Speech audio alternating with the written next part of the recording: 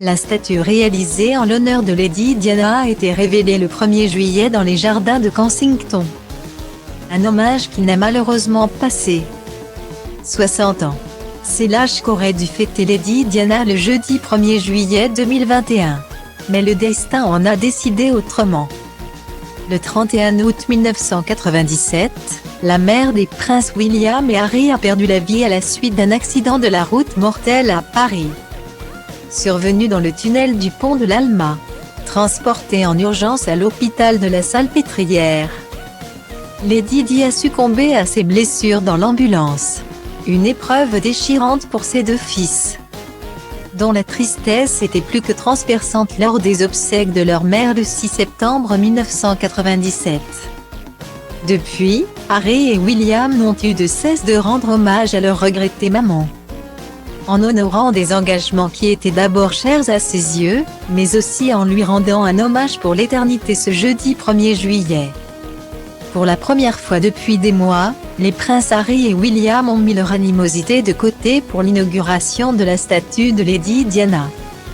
Quelques secondes avant de lever le voile, le mari de Meghan Markle a glissé quelques mots rassurants à l'oreille de son grand frère. L'occasion rêvée pour découvrir l'œuvre, en toute sérénité. Alors que tout le monde pensait que la princesse des cœurs était entourée de 2 enfants sur cette réalisation. Un troisième se cache en réalité sur sa gauche, donnant la main à une petite fille de bronze. La statue a vocation à refléter la chaleur, l'élégance et l'énergie de Diana, princesse de Galles. La statue de Diana, princesse de Galles, est entourée de 3 enfants qui représentent l'universalité et l'impact générationnel du travail de la princesse. A-t-on pu lire dans un document officiel?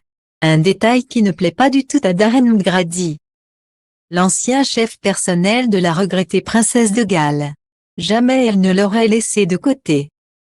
Elle l'aurait déplacé et mis devant, ou au centre. Elle a toujours été inclusive en ce qui concerne les enfants. Mais ce n'est que mon avis, a-t-il partagé sur Twitter. Le plus important pour lui, que Harry et Will en soient contents. Et à en croire les sourires sur les visages du duc de Cambridge et du duc de Sussex, c'était bel et bien le cas.